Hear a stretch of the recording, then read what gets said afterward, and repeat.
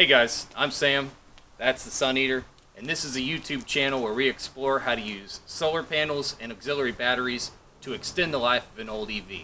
Today's episode is on amazing things that people do with these EV batteries once the cars have reached the end of their lifespan as a usable vehicle. Before we jump into those projects, I'm going to explore for a few minutes the value of batteries and why these old batteries have value from a dollar perspective. If you already know about batteries and how much they cost and kilowatt hours and all that, you can skip to this time in the video, and that'll jump right into these projects and the amazing things that people do with old Leaf batteries. Hey guys, how's it going? Thanks for tuning in. Today's video is going to be about old EV batteries and some amazing things that people do with them. So in my video, Why Make a Solar Powered Car, I briefly talked about that if you were thinking about doing this experiment and getting an old cheap EV and adding some solar panels and trying to squeeze those last few years of life out of it, that at the end of that whole project, you could recoup some of your investment by dropping the old battery out of the EV and selling that for a large fraction of the purchase price of the vehicle. But why is an old EV battery worth money? The car wasn't worth much when we bought it. How could it have any value left in it after we've driven it for a couple more years and squeezed all the last little bit of life that it has out of it? Well, to understand that, we've got to look at some battery pricing and see what some of these large, solar and renewable energy companies are charging for their batteries. When we bought the Leaf, it had a range of about 50 miles. Now, as we drive it month after month, year after year, that range is going to go down as that battery degrades. And when the range gets down to about 35 miles, it's going to be useless for my needs. It'll no longer be able to reliably get me all the way to work. So at that point, it's reached the end of its life, and it's time to take it apart and see what we can do with the pieces inside of it. So what size, what capacity of battery does 35 miles of range turn into? Well, we know that this vehicle gets about 4 to 5 miles per kilowatt hour. So if we divide 35 miles by about 5 miles per kilowatt hour, we figure that when this vehicle becomes useless to me, it will still have a battery inside of it with a capacity of about 7 kilowatt hours. So what's a 7 kilowatt hour battery worth?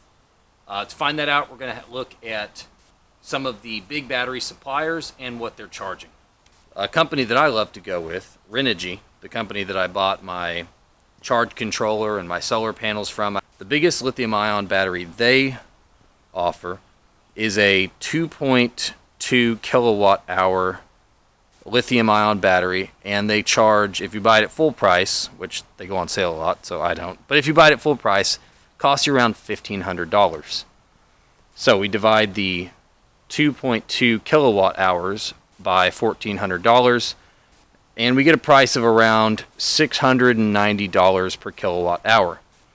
So if we're trying to build a 7 kilowatt hour battery, like what'll be left in this Leaf when it reaches the end of its useful life, if we're trying to build that 7 kilowatt hour battery with Renogy batteries, that's going to cost us about $4,800 to build 7 kilowatt hours worth of battery out of those Renogy batteries. So $4,800 to build the battery system that will already exist in this vehicle on the day when it's no longer useful for us to drive.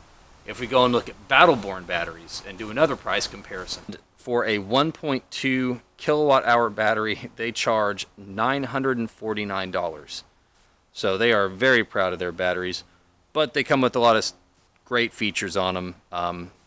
You can't really find a bad review on them. They're widely regarded as being extremely reliable and having a very long life cycle. But at that rate, at that price, you're paying $790 per kilowatt hour with the Battle-Born batteries. So going back to our Nissan Leaf, if we were going to try and build the 7 kilowatt hour battery that this will have on it the day that it becomes useless out of Battle-Born batteries, that would cost us over $5,500. For the record, we paid $3,000 for the car. So it's weird, but the battery inside the car, if you look at it at like repurpose market value in what other companies are charging for their batteries. The battery inside the car is worth more than the car itself. It's pretty weird, but it happens. Other places where people buy batteries, a good place for us to look to get a price comparison would be salvage Tesla batteries. These batteries can go for as little as $1,000 per 5.5 kilowatt hours. It would cost about $1,500 if you built that battery out of salvage Tesla, which is by far the best price so far. But Tesla batteries require a lot of battery management. It's kind of auxiliary hardware. You've got to monitor their voltage, monitor their temperature, and that's going to probably set you back an extra several $100s on top of that. So even if you built a 7 kilowatt hour battery out of salvage Tesla batteries, you're still out of pocket $2,000. So as you can see, it didn't take people long to realize that even when these old electric vehicles have gone down to where they only have a range of 30, 35 miles, the batteries inside of them are still highly valuable. And you see this value on the resale market. Hundreds of used Leaf batteries get sold on eBay. There is a old Leaf batteries wanted ad posted on Craigslist in Dallas near me, and there's a large aftermarket demand for these, which is good for us if we're going to be looking to sell our old battery once we get done with the whole solar car project. But what are people using these old EV batteries for? What do you do with an old, heavily degraded electric vehicle battery? The answer is some pretty incredible stuff. Our first project is Amsterdam Stadium, way over in the Netherlands. This stadium is powered by Nissan Leaf batteries. The battery packs from 148 Nissan Leafs to be specific. They linked them all together and put them in a server room of sorts, and combined with 4,200 solar panels on the roof of the stadium, they can store up to 3 megawatt hours of power. This massive backup battery does several jobs. It powers the stadium in case of an outage. It's grid tied, so if the grid goes down, it can provide power to up to 7,000 neighboring homes for about an hour or so. And it serves, the actual stadium serves as a peaker plant of sorts, essentially providing clean solar power to the grid at times of peak demand. But these old Leaf batteries aren't just used for massive commercial projects. Let's pop back over to the States and look at some smaller scale but equally interesting applications for them. This is Steve Klun. He's got the Einstein haircut, and his shop does look a little like a mad scientist laboratory, but don't write him off until you've looked at some of his work, because this guy is the real deal. He's like Jack Rickard, but without the ego. He's been building EVs for 20 years, and he'll make anything electric, not just VW bugs and buses like most people. I've included a link to his website and YouTube channel in the video description, and you should check it out. Connecting your solar and home electric to your electric vehicle and using your electric vehicle as a mobile power wall is pretty much the holy grail of a renewable electric future. I have a roof covered in solar panels, but if the grid goes down, I lose power because they're all grid tied. I have to plug an extension cord into the inverter in the back of the Leaf to get power into my house if the grid goes down. Tesla's been flirting with the vehicle power wall option for years now, but even they don't offer it commercially yet. In this video, Steve describes in his humble, nonchalant manner how he has accomplished exactly that. And the batteries of choice for his truck-mobile power wall? You guessed it. Repurposed Nissan Leaf battery cells. Stacking a lot of these cells together, like he's got on the underside of his truck there, to build a bigger battery adds a lot of weight. But if you have a vehicle like a truck or an RV that can handle it, then a 1,000-pound battery really isn't a big deal. Just ask Juan and Michelle. About 3 years ago, they started their epic journey of converting a worn-out old tour bus into a fully functional, customized RV. They wanted something that would be perfect for their family's needs, so they customized every aspect of the rebuild, from the paint job to the headlights, the floor plan, everything. I see a lot of parallels between their channel and mine, because just like I knew there were several people before me who had installed solar charging stations on their EVs, but I couldn't find more than a few scraps of information here and there, Juan and Michelle started their YouTube channel, in part to leave a more complete roadmap on how to do the old bus to custom RV conversion. And you know they put solar panels on the bus because that's how we roll around here. No, literally that's what makes the tires roll. If the sun were to vanish out of the sky after I parked the Sun Eater at work, I'd be walking the last few miles home. And because Juan and Michelle and the kids are going to be sleeping in their RV when they get done with the refurbish, they don't want a deafeningly loud generator rocking the bus all night to power the climate control and other electronics while they're sleeping. A big solar charged battery bank is a quieter, cheaper, and more comfortable option. And then guess what batteries they use to power their new tricked out RV? Nissan Leaf batteries. They fit like a glove in one of the compartments underneath the bus, and they even installed a window unit on the battery-electronics compartment to thermally regulate the batteries, just like I did in the Solar Leaf. I'm personally inspired by everything they've managed to accomplish, and if you like shows where people do things like refurbish old houses or cars, I highly encourage you to check out their YouTube channel beginning this morning.